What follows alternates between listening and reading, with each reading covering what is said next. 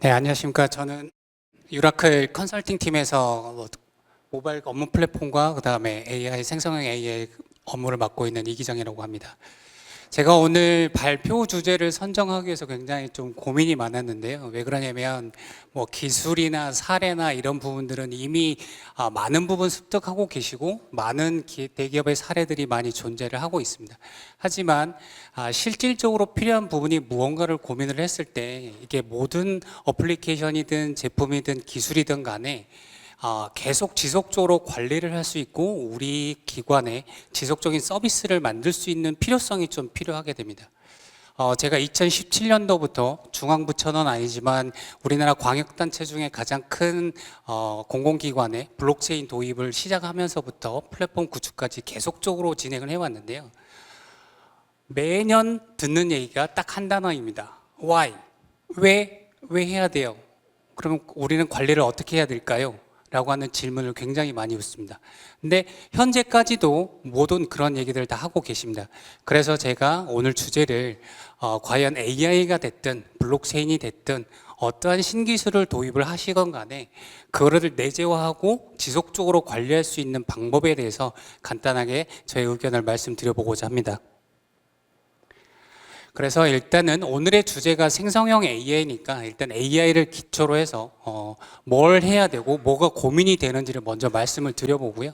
그다음에 두 번째는 그거를 하기 위한 정의 요소가 뭐가 필요한지, 그러면 그 필요한 요소가 실질적인 핵심 기술 요소로 어떻게 적용이 돼야 되는지를 한번 살펴보고, 그 다음에는 그것들을 이제 기술들 다 알았으니 그러면 우리가 어떻게 우리 기관의 전략을 삼아서 실질적으로 단계별로 어떻게 구축을 할 수 있을지, 이렇게 순서적으로 시나리오를 잡고 말씀을 드리고 마지막에 저의 결론을 정리해 보도록 하겠습니다. 첫 번째, 생성형 AI를 도입을 하면서 굉장히 많은 기대들을 하고 계십니다. 물론 저희가 디지털 트랜스포메이션이라고 하는 DX를 겪은 지가 불과 3, 4년, 5년도 채 안 됐는데 벌써 AI 트랜스포메이션이라고 하는 AX를 얘기를 하고 있습니다. 그 얘기는 뭐냐면 챗GPT나 모든 신기술들이 도입을 하는 과정에도 중요한 부분이 있지만 실질적으로 가지고 계시는 데이터의 80%가량이 실질적으로 개인이 보유하고 있거나 내부에서 쓰고 계시는 용도일 뿐인 거지, 이 실질적인 데이터, 비정형 데이터를 어떻게 더 크게 활용하고 이것들을 어떻게 의사결정을 함에 있어서 잘 써먹을 수 있을지, 이런 고민들이 필요했기 때문에 아마 AX 시대에 대한 얘기가 언급이 된 것 같습니다.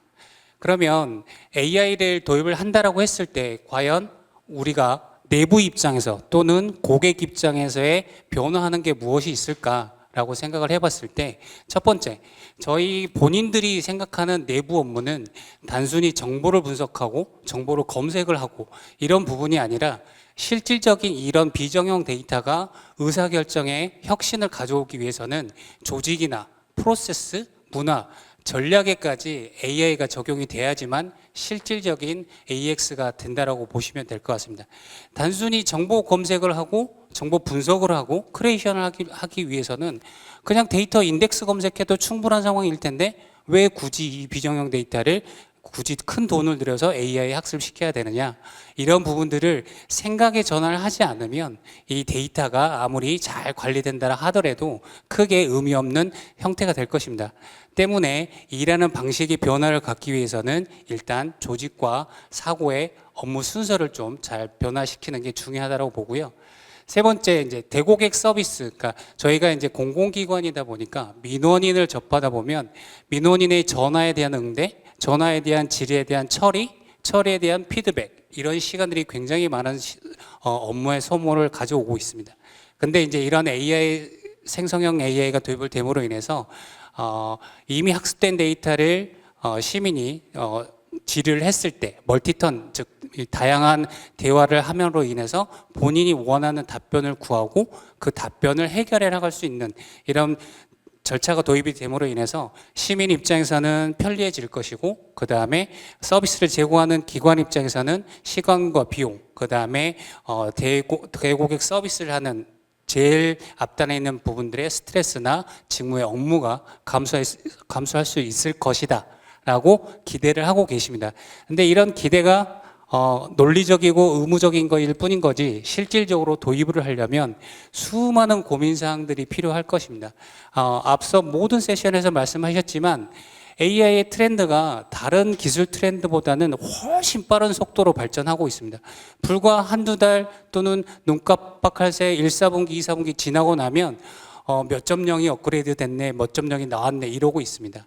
그러다 보니까 그러면 과연 이런 빠른 기술 변화를 우리가 따라가려면 내 것도 아닌데 핵심 원천 기술이 내 것이 될 수 있을까? 이런 고민이 되실 거고요. 두 번째로서는 우리나라가 대한민국이다 보니까 모든 언어 모델들은 영어나 다국어에 특화되어 있습니다. 하지만 우리는 우리나라 자국민을 위한 서비스를 위해서는 한국어 특화 모델이 좀 필요하다라는 고민이 생기겠죠.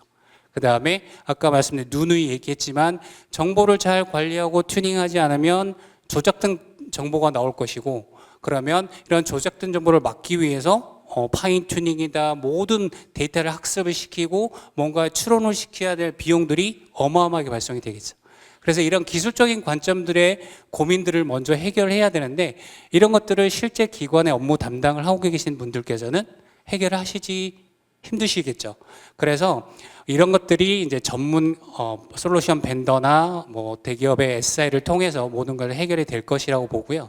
그다음에 이제 데이터 관점에서는 아까도 말씀드렸지만 모든 비정형 데이터를 어떻게 관리를 하느냐 문제인데 공공기관이고 이 서비스를 관리하는 사용자 클라이언트 단이 아니라 내부 정보를 관리하는 관리 플랫폼 입장에서 보면 이 보안 문제나 데이터의 과부하, 그다음에 이게 조작되어 있지 않는지 또는 이 AI라는 녀석이 잘못 관리를 하고 그대로 놔두게 되면 어느 특정 그룹이나 특정 세대나 특정 연령대에 편향된 데이터로 관리가 될 수도 있는 상황이 있습니다. 그래서 이런 데이터 관점에서의 고민들이 좀 필요하실 거고요. 그리고 마지막으로 실질적으로 서비스를 구현을 하려면 어플리케이션이나 AI 에이전트나 모든 실리적인 환경이 필요할 텐데 그런 아키텍처를 프라이빗 환경에 온프라미스로 구축을 할 것이냐 아니면 클라우드 향으로 온리 클라우드 향으로 구축을 할 것이냐 아니면 데이터니까 플랫폼은 온프라미스에 프라이빗하게 구축을 하고 서비스의 클라이언트는 클라우드에 두는 뭐 예를 들어 하이브리드 클라우드라고 하는 형태의 그런 형태로 구축할 거냐라는 이런 고민을 하셔야 될 상황입니다. 그러면 각각의 이제 장단점이 존재를 할 텐데요. 프라이빗하게 구축을 한다라고 했을 때는 뭐 아까 말씀드린 GPU나 인프라 서버에 대한 비용이 아무래도 퍼블릭보다 뭐 큰 장비의 모델 언어를 구하는 것보다는 최소화될 수 있다라고 하는 장점이 있겠죠. 하지만 다 좋은 관점에서의 데이터는 프라이빗하게 구축할 수도 있지만 아까 말씀드린 대로 퍼블릭하게 모든 젠 AI가 챗GPT나 다른 오픈된 대형 언어 모델과의 통신을 함으로 인해서 효과적으로 검색 결과를 제공을 해야 되는데 그러기 위해서는 기하급수적인 프롬프트 비용이나 아니면 토큰의 비용이나 아니면 기타 외부 RAG를 쓰는 데에 대한 비용 부담이 발생이 될 상황이 있습니다. 때문에 이 아키텍처를 구축을 함에 있어서 전반적인 데이터와 기술의 비용까지도 고민을 해야 되는 상황이 발생이 될 것이고요. 그다음에 두 번째로서 가장 중요한 구현의 관점은 아까도 말씀드렸지만 다른 세션에도 많이 나왔지만 뭐를 서비스를 하게 할 것이냐입니다. 그러니까 유즈 케이스죠. 유즈 케이스인데 단순히 서비스만 해줄 거냐 정보 검색하고 분석해주고 데이터가 뭐가 있어요 찾아주고 이런 단순한 서비스만 하는 게 기존의 현재까지의 AI 서비스의 트렌드였고 흐름이었습니다. 근데 요즘에는 앞서도 말씀드렸다시피 AI 에이전트라고 하는 즉 모든 서비스를 정보를 검색을 하고 행위를 실행을 시켜주는 시대가 왔다는 거죠. 그래서 이 AI 에이전트를 뭘로 할 거냐 라고 하는 부분이 구축을 함에 있어서 유즈 케이스를 발굴을 하셔야 되는 가장 부담스러운 상황이 하나 있을 거고 그다음에 세 번째로는 그러면 이제 우리 데이터, 내 데이터를 어떻게 관리를 할 건지의 문제이기 때문에 보안적으로 서비스에 대한 데이터를 어떻게 관리를 하고 그다음에 LLM을 상용 LLM을 쓸 건지 대형 LLM을 쓸 건지 아니면 스몰 LLM을 쓸 건지 이런 부분들이 모든 하나의 고민상으로 돌아오는 게 AI 서비스를 도입하기 위한 고민상이 될 겁니다. 그러면 아무래도 이제 그 고민 사항이 공공기관 위주다 보면 공공기관의 정책 가이드를 준수 안 하실 수는 없으시잖아요. 예를 들어서 기재부에 과제 신청을 해서 서비스 개발을 위한 모델 언어를 도입을 위한 모든 행위를 해보실 수도 있으실 거고, 아니면 자체 예산으로 구축을 하면서 서비스 개발을 해보실 수도 있을 텐데, 그러한 부분들이 정부의 예산이나 아니면 정책 구축 가이드라인에 또 맞춰줘야 하는 상황일 것입니다. 그래서 정부 기관이나 공공금융 입장에서는 이러한 인프라나 정책 가이드라인에 대한 준수 사항도 고민을 해보실 사항 중에 하나라고 말씀을 드릴 수 있을 것 같습니다.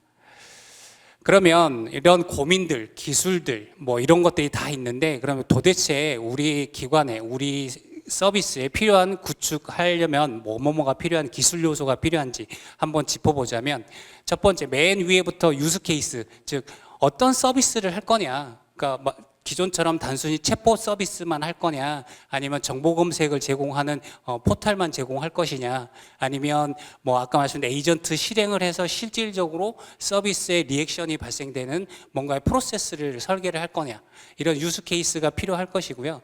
이런 서비스가 뭐냐에 따라서 그러면 데이터를 구축하는 방법이 또 달라질 수 있겠죠.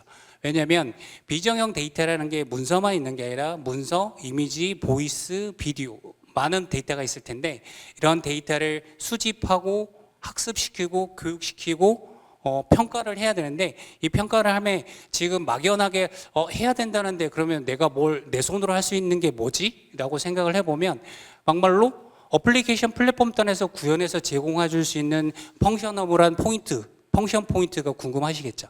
그래서 이러한 부분들이 내재와 정의를 하시면서 우리 기관에 나한테 필요한 실질적인 플랫폼의 기능이 뭔지를 정의를 하시는 게 먼저가 필요할 것 같습니다. 그런 다음에 이제 데이터가 정의가 됐고 기능이 좀 필요한 것들이 정의가 된다면, 그러면 데이터가 필요할 거잖아요.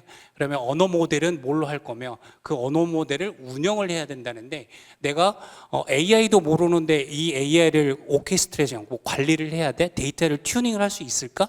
라는 고민이 드실 수 있겠죠. 그러면 이런 것들은 그 오케스트레이션이라는 영역에서는 이 관리 영역에 단순히 오케스트레이션이다라고 하는 단어의 논리적인 의미만 부여한다면 그건 플랫폼이나 서비스라고 말할 수가 없겠죠. 당연히 관리를 하고 튜닝을 하시고 오케스트레이션 하시고 변화 관리하실 수 있는 옵스 툴 아니면 다른 플랫폼들이 제공이 돼야지만 실질적으로 내가 플랫폼을 도입하고 나서도 그것들을 관리할 수 있는 영역이 제공이 되는 이런 정의가 필요하고, 그것들을 운영함에 있어서도 꼭 필요한 요소는 아까 말씀드린 LLMOps, 그냥 다큐멘트 분석해서 서비스는 하나 구축하려고 한 10억 들였는데 다음 서비스 만들려고 했더니 또 10억을 들여야 돼. 이런 건 낭비잖아요. 그래서 이 유스 케이스는 최대한 플러그인성으로, 그러니까 기본 베이스로 깔려 있는 우리 기관의 LLM 언어 모델을 기반 하에 서비스는 플러그인으로 확장시켜 나갈 수 있는 필요성에 대한 부분들을 충분히 고민을 하셔야 될 겁니다. 왜 그러냐면 이 신기술이라는 게 정부 디지털 플랫폼에서 4차 산업이네 5차 산업의 얘기를 하면서, 어떤 기관은 심지어 제가 블록체인 플랫폼 할 때 블록체인 플랫폼이 3개, 4개인 기관도 봤습니다. 이런 걸 보면 사실상 기본적인 베이스 모델을 잘 관리를 하고 구축을 했다면 서비스 에이전트는 거기에 플러그인성으로 올라갔을 뿐이지 그런 것들이 잘 운영될 수 있도록 처리를 해줘야 되는 필요성이 필요한 겁니다.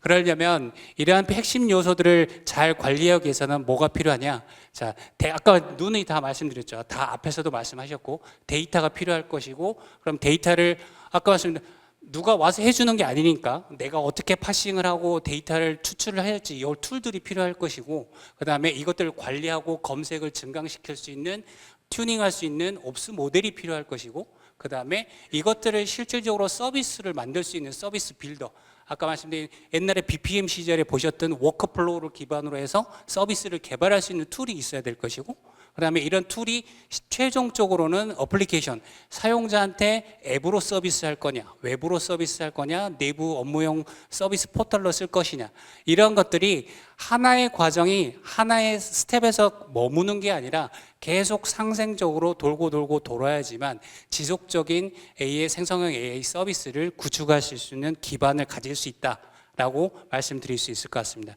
이 네 가지 파트에서의 상세 기능들은 뭐 다 알고 계시는 얘기겠지만 뒤에 핵심 요소에서는 제가 핵심적인 내용에 대한 예시들을 간단하게 한 번씩 보여드리도록 하겠습니다.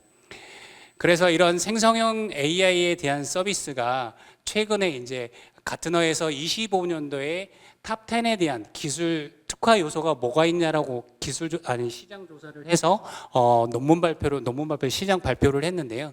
그 10개 중에 9개가 생성형 AI에 된 겁니다. AI 관련된 것이고 그 1위가 또한 아까 말씀드린 에이전틱 AI, 실행 가능한 AI라는 거죠. 그럼 실행이 가능하려면 아까 지속적으로 데이터를 자체적으로 관리하고 튜닝하고 발굴하고 손쉽게 서비스를 개발해서 어플리케이션에 적용하고 어플리케이션에 적용했더니 데이터 평가가 잘못 나왔어. 그럼 다시 데이터 튜닝을 해서 또 서비스 빌드를 하고 배포해서 어플리케이션을 고도화하고 이런 것들이 라이프 사이클이 주기적으로 정기적으로 생성이 되어야지만 지속 가능한 AI가 가능하다라고 저는 생각하고 있습니다.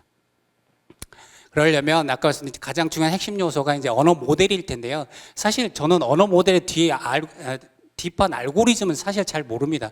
하지만 언어 모델들이 어떻게 대형 모델들을 쫓아갈 수가 없으니까 또 대형 언어 모델은 다 비공개를 원칙을 하고 있고 그다음에 미세 조정을 하려면 튜닝을 하려면 굉장히 많은 교육 비용과 출원 비용이 발생을 합니다. 그래서 저희가 추천드리는 부분은 소형 언어 모델을 도입을 하면 언어 모델의 대형 언어 모델에 비해서는 인프라나 학습이나 출원 비용이 좀 저렴할 것이고 앞서 말씀드린 각종의 옵스나 관리 프로세스를 자체적으로 구현하실 수 있다라고 하는 장점이 있습니다. 그러면 이 SLLM은 대형 LLM에 비해서는 매개 변수가 굉장히 작습니다. 때문에 그러면 우리 기관에 우리 회사의 모든 데이터를 다 처리할 수 있을까? 당연히 못하겠죠.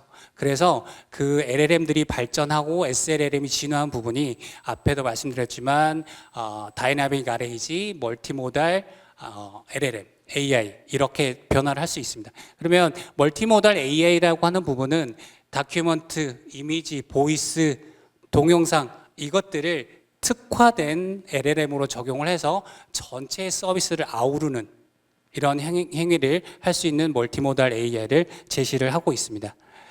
그러면 두 번째로서는 이제 데이터인데요. 아까 말씀드린 데이터를 누가 교육시켜 주지는 않잖아요. 그다음에 데이터를 우리 PDF 문서 교육시키려는데 어떻게 해야 돼? 보시다시피 데이터의 표, 테이블, 이미지들이 자동으로 학습을 시켜 놓으면 앞뒤와 청킹이 안 맞거나 아까 말씀드린 할루시네이션 발생을 하거나 이런 부분들이 있습니다. 기초적인 데이터는 이렇게 다 학습을 시키겠죠.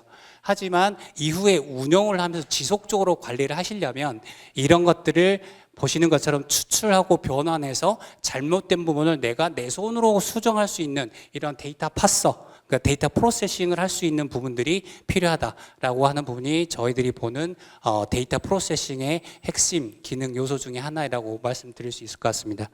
그다음에 두 번째, 이제 옵스를 하는데 LLM 옵스가 뭐냐라고 봤을 때 데이터를 수집을 했고 질문지를 알렸고 질문지에 랭킹을 매겼고 랭킹의 순위를 먹여봤더니 뭐가 달라졌어. 이런 것들을 학습을 시키고 리랭크하고 파인 튜닝해서 프롬프트 엔지니어링까지 이런 것들이 보시는 것처럼 화면들이 이 실질적인 관리 화면들이 필요하고 내 손으로 뭔가 확인할 수 있는 것들이 필요하다는 거죠. 단순히 논리적으로 교과서적인 단어로 파인 튜닝 해야 돼요. 어떻게 해야 돼요? 이런 상황의 질문을 도래하지 않으시려면 실질적으로 내가 내 거를 관리하고 튜닝할 수 있는 툴이 눈에 보이는 기능으로 존재해야 된다는 거죠.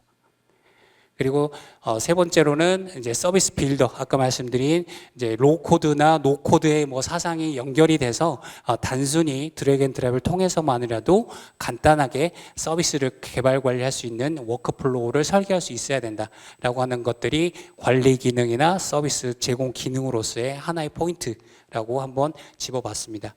그리고 마지막으로는 AI 에이전트, 아까 말씀드린 대로 단순히 챗봇, 문서 검색, 문서 저작 이런 게 아니라 정보 설계를 해서 실질적으로 행위를 일으켜 내주는, 예를 들어서 뭐 보험 설계사, 아까 말씀드린 자동차 설계에 대한 부품의 도입, 이런 것들이 행위가 액션이 일어나지 않으면 아무리 좋은 서비스라도 결과 아웃풋이 발생이 되는 게 아니잖아요. 그래서 이런 에이전트의 행위가 얼마만큼 리액션이 크게 발생할 수 있는 서비스일지 이런 것들이 필요하다고 보시면 될 것 같습니다. 그래서 그러면 이런 기능들을 다 도입해야 되는데 고민이 필요하시겠죠. 아까 말씀 돈, 데이터, 사용자 서비스가 뭐가 좋을지, 그다음에 지속적으로 관리하실 수 있을지 이런 것들을 큰 네 가지의 카테고리로 보시고 도입에 대한 인프라 모델의 비용 이런 것들, 그다음에 이 데이터가 공공이다 보니까 윤리적으로 어긋나지는 않는지, 특정 세대, 특정 연령대, 양성평등에 맞는 데이터인지 이런 것들을 다 종합적으로 관점 서비스를 관리하셔서 실질적인 서비스를 핸들링 하실 수 있는 툴이 필요하다라고 하는 부분에 단계별 접근 전략을 잡으시면 좋을 것 같습니다. 그러면 그런 단계별 구축을 할 때 뭐가 필요한지는 아까 다 말씀드렸으니까, 자, 유스 케이스를 이제 만들었어. 이제 단순히 텍스트로 논리적으로 문서화했겠죠. 그러면 이거를 A부터 Z까지 처음부터 다 도입을 하시려면 100억을 들여도 모자랄 수도 있습니다. 그래서 처음에 파운데이션 모델을 선정을 하시면서 데이터를 학습을 시키고 POC를 해보신 다음에 실질적인 개발 관리 플랫폼까지 확장을 하시는 방법을 추천을 드리고요. 그러면 그 과정에서도 LLM은 SLLM이냐 LLM이냐 아니면 멀티모달 RAG냐 이런 단계적인 고도화의 관점으로 접근을 해보십사라고 말씀을 드리고 싶은 상황입니다. 그리고 그러면 멀티모달, 다이내믹 RAG는 아까 말씀드린 대로 지금 현재는 어드밴스 RAG 정도까지 온 수준입니다. 나이브한 RAG에서 다이내믹을 거쳐서 멀티모달 RAG까지 이러한 과정을 거치는 단계별 접근을 하신다면 실패의 확률과 그다음에 비용의 소모적인 낭비를 좀 줄이실 수 있지 않을까라고 생각을 합니다. 그래서 결론적으로는 지속 가능한 생성 AI에 대한 전략 목표를 먼저 아까 말씀드린 네 가지의 정량적인 데이터로 기준 목표를 세우신 다음에 그 정량적인 목표에는 인프라에 대한 비용, 언어 모델에 대한 비용도 다 포함이 되겠죠. 그 다음에 유즈 케이스, 우리 기관에서 또는 서비스를 얼마만큼 잘 할 수 있는 언어 모델이 뭐가 필요할 것인지를 정의를 하시고, 아까 말씀드린 세 번째 구축 단계에 들어가서는 구축하는 구축 사업자는 당연히 잘 하겠죠. 끝나고 났을 때 내가 얼마만큼 지속 가능하게 관리할 수 있고 학습을 추가 튜닝할 수 있을지 이런 과정을 고민하신 다음에 최종적으로 서비스가 잘 돌아간 이후로는 고도화의 과정을 거치는 수순을 좀 추천을 드리는 바입니다. 그래서 이제 마지막으로 이제 저희가 생성형 AI다 사례 발표를 하면서 좋은 제품, 좋은 말을 말씀을 드리는데요. 그냥 저희는 유라클은 아직까지는 클라우드 네이티브의 데브옵스 개발 플랫폼을 전문으로 했던 회사였고, 그다음에 2023년도부터는 이제 고려대학교와 생성형 AI의 공동 연구소를 추진을 해서 지금 아테나라고 하는 생성형 AI 플랫폼을 도입을 한 상태입니다. 그래서 저희가 생성형 AI 플랫폼만 서비스를 하는 것보다는 실질적인 서비스를 할 수 있는 애플리케이션에 대한 개발 플랫폼까지 같이 할 수 있는 공공 부분의 파트너십으로 자리매김을 했으면 하는 바람입니다. 자, 여기까지 발표 마치도록 하겠습니다.